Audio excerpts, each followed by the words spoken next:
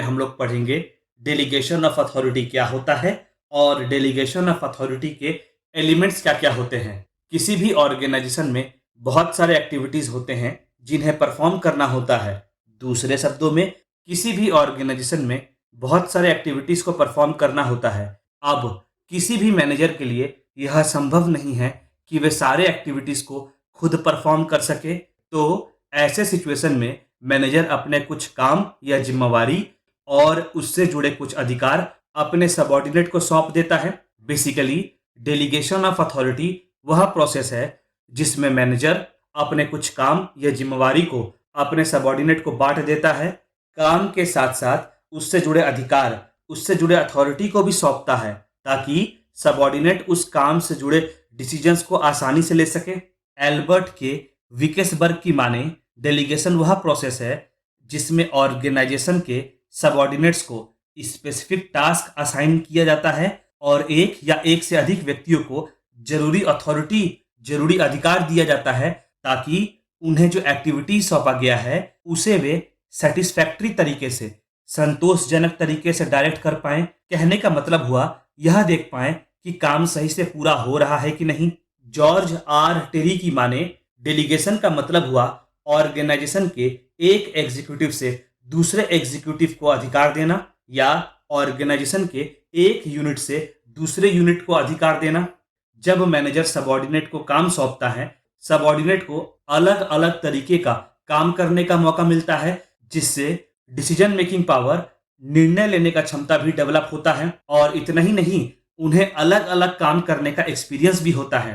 Delegation of authority का सबसे बड़ा फायदा यह होता है कि मैनेजर या सीनियर स्टाफ पर काम का ओवरलोड नहीं होता।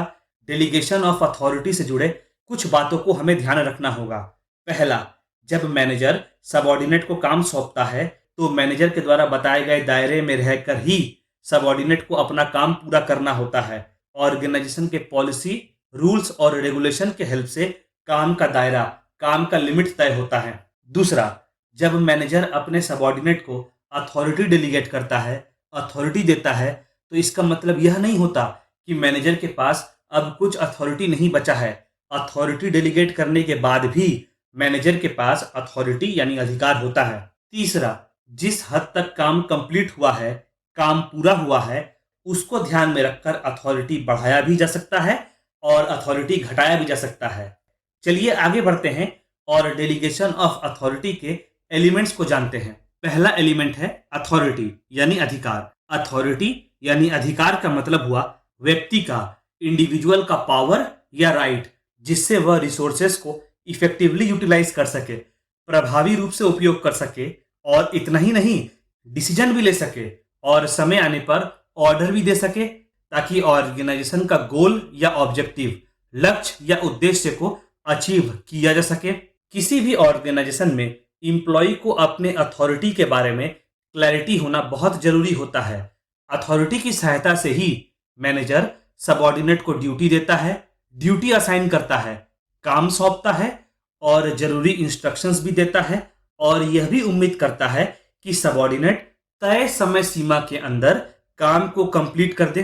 अथॉरिटी टॉप लेवल मैनेजमेंट से लोअर लेवल मैनेजमेंट तक फ्लो करता है और टॉप लेवल मैनेजमेंट के पास सबसे ज्यादा अधिकार होता है, सबसे ज्यादा अथॉरिटी होता है। अथॉरिटी के साथ साथ रिस्पॉन्सिबिलिटी और काम के प्रति जवाबदेही भी साथ आती है। बिना रिस्पॉन्सिबिलिटी और अकाउंटेबिलिटी के, बिना जिम्मेवारी और जवाबदेही के अथॉरिटी नहीं होता है। कहने का मतलब हुआ जिस व्यक्ति के पास अथॉरिटी होता है वह व्यक्ति अपने काम के प्रति जिम्मेवार होता है और अपने काम को लेकर जवाबदेह यानी अकाउंटेबल भी होता है। अगला एलिमेंट है रिस्पॉन्सिबिलिटीज, जिम्मेदारियां। जब सबऑर्डिनेट को काम सौंपा जाता है, यह सबऑर्डिनेट का जिम्मेवारी होता है कि जैसा बोला गया है, जैसा उससे उम्मीद किया गया है, ठीक उसी तरह से वो अपना काम पूरा करे। और साथ ही साथ यहाँ हमें एक बात का ध्यान रखना होगा कि रिस्पॉन्सिबिलिटी के साथ अथॉरिटी भी होना चाहिए। कहने का मतलब हुआ जब किसी इंप्लॉय को किसी काम की रिस्पॉन्सिबिलिटी दी जाती है तो साथ ही साथ काम से जुड़े जरूरी अथॉरिटी भी दी जाती है ताकि इंप्लॉय काम से रिलेटेड, काम से जुड़े डिसीजंस भी ले सके, जिससे काम करने में तो आसानी होगी ही और साथ ही साथ काम का समय पे पूरा होने का चांसेस भी बढ़ जाएगा। रिस्पॉन्सिबिलिटी लोअर लेवल मैनेजमेंट से टॉप लेवल मैनेजमेंट तक फ्लो करता है। लोअर लेवल मैनेजमेंट और मिडिल लेवल मैनेजमेंट ज्यादा रिस्पॉन्सिबिलिटीज होल्ड करते हैं। अगला एलिमेंट है अकाउंटेबिलिटी, जवाबदेही। अकाउंटेबिलिटी का मतलब हुआ सबऑर्डिनेट का अपने काम के प्रति जवाबदेह रहना। जब कोई काम किसी सबऑर्डिनेट को असाइन किया जाता है, किसी सबऑर्डिनेट को सौंपा जाता है, तो वह अपने काम के प्रति आंसरेबल होता है कि काम सही से हुआ कि नहीं। अगर कोई काम गलत हुआ तो काम में गलती क्यों हुई और उस गलती को सुधारने के लिए कोई स्टेप लिया गया कि नहीं। सबसे ज्यादा जवाबदेही टॉप लेवल मैनेजमेंट का होता है। डेलीगेशन ऑफ अथॉरिटी का फीचर्स क्या क्या होता है और डेलीगेशन ऑफ अथॉरिटी के प्रोसेस में कौन कौन से बैरियर्स सामने आते हैं। चलिए सबसे पहले डेलीगेशन ऑफ अथॉरिटी के फीचर से स्टार्ट करते हैं, विशेषताओं से स्टार्ट करते हैं। पहला फीचर है पोर्शन ऑफ अथॉरिटी। मैनेजर अपने अथॉरिटी का कुछ हिस्सा ही डेलीगेट करता है, ना कि पूरा अथॉरिटी। आमतौर पर यह देखा जाता है कि मैनेजर रूटीन काम को ही डेलीगेट करता है, जैसे सारे इंफॉर्मेशन कलेक्ट करना, रिपोर्ट बनाना आदि, और मैनेजर खुद काम के इंपॉर्टेंट एस्पेक्ट्स पर फोकस करता है, जैसे कि स्ट्रेटजी बनाना, सबऑर्डिनेट के काम को इवेलुएट करना, लॉन्ग टर्म प्लान्स बनाना आदि। मैनेजर जब सबऑर्डिनेट को अथॉरिटी देता है, इसका मतलब यह नहीं होता कि मैनेजर के पास अब कोई अथॉरिटी नहीं बचा। मैनेजर के पास सारे अथॉरिटी खत्म हो गए हैं। अथॉरिटी डेलीगेट करने के बाद भी मैनेजर के पास अथॉरिटी रहता है। दूसरा फीचर है एरिया ऑफ डेलीगेशन। ऑर्गेनाइजेशन ने जितना अधिकार मैनेजर को दिया है, सिर्फ उसी दायरे में रहकर ही मैनेजर सबऑर्डिनेट को अथॉरिटी डेलीगेट कर सकता है। कहने का मतलब हुआ, जो अथॉरिटी मैनेजर के पास नहीं है, वह अथॉरिटी मैनेजर सबऑर्डिनेट को डेलीगेट नहीं कर सकता है। तीसरा पॉइंट है adjustment of authority. Authority delegate करने के बाद मैनेजर उस अथॉरिटी को एडजस्ट भी कर सकता है। कहने का मतलब हुआ, सिचुएशन को देखते हुए, काम के रिक्वायरमेंट को देखते हुए, काम कितना कंप्लीट हुआ है, इसको ध्यान में रखते हुए अथॉरिटी को एडजस्ट किया जा सकता है। मतलब अथॉरिटी को बढ़ाया भी जा सकता है और अथॉरिटी को घटाया भी जा सकता है। चौथा फीचर है purpose of delegation. Manager subordinate को ऑर्गेनाइजेशन से जुड़े काम के लिए ही अथॉरिटी डेलीगेट कर सकता है। मैनेजर अपने किसी पर्सनल काम के लिए सबऑर्डिनेट को अथॉरिटी डेलीगेट नहीं कर सकता है। पांचवा फीचर है अथॉरिटी एंड रिस्पॉन्सिबिलिटी। रिस्पॉन्सिबिलिटी को ध्यान में रखकर ही अथॉरिटी डेलीगेट की जाती है, क्योंकि केवल जिम्मेदारी देने से, केवल रिस्पॉन्सिबिलिटी देने से कुछ नहीं होता। उसके अनुसार अथॉरिटी देना भी जरूरी होता है, ताकि काम को सही से परफॉर्म किया जा सके और काम से जुड़े रिलेटेड डिसीजंस भी लिया जा सके। छठा फीचर है अथॉरिटी एंड द पोस्ट। जब तक मैनेजर अपने पोस्ट पर है, तब तक ही वो अथॉरिटी को डेलीगेट कर सकता है। जब मैनेजर किसी पोस्ट को होल्ड नहीं करता, तो वह उससे जुड़े अथॉरिटी डेलीगेट नहीं कर सकता है। सातवां पॉइंट है जनरल और स्पेसिफिक। जनरल कामों के लिए जनरल अथॉरिटी डेलीगेट की जाती है और स्पेसिफिक कामों के लिए स्पेसिफिक अथॉरिटी डेलीगेट की जाती है। चलिए आगे बढ़ते हैं और डेलीगेशन ऑफ अथॉरिटी के प्रोसेस में आने वाले बैरियर्स पर एक एक करके डिस्कशन करते हैं। पहला बैरियर है अनविलिंग टू डेलीगेट। कई मैनेजर्स ऐसे होते हैं जो सारे काम को अपने से करना चाहते हैं और काम को डेलीगेट नहीं करना चाहते हैं, क्योंकि मैनेजर को ऐसा लगता है कि वह काम से जुड़े बेहतर डिसीजन ले सकता है और सिचुएशन को सबऑर्डिनेट से बेहतर हैंडल कर सकते हैं। अगला बैरियर है इनसिक्योरिटी।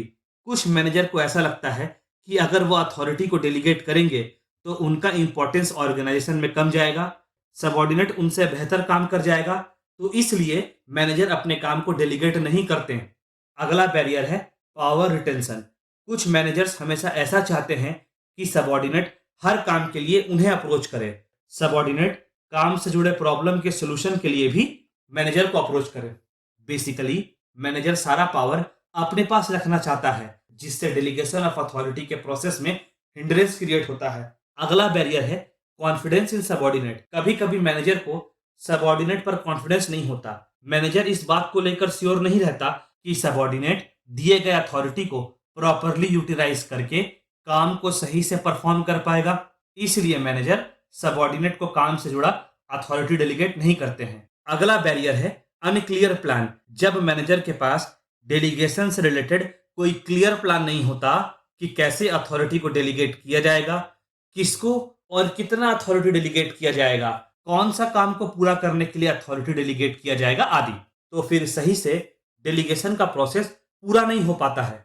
अगला हिंड्रेंस है इशू विद द सबॉर्डिनेट। कभी कभी कुछ सबॉर्डिनेट से मैनेजर्स को कुछ इश्यूज होता है, जैसे मैनेजर को किसी सबॉर्डिनेट का बिहेवियर पसंद ना आना, कंपटीशन की भावना रखना, किसी सबॉर्डिनेट का काम करने का तरीका पसंद नहीं आना आदि। इस वजह से भी मैनेजर सबॉर्डिनेट को अथॉरिटी डेलीगेट नहीं करता, जिसकी वजह से डेलीगेशन ऑफ अथॉरिटी के प्रोसेस में हिंड्रेंस क्रिएट होता है, बाधा उत्पन्न होता है।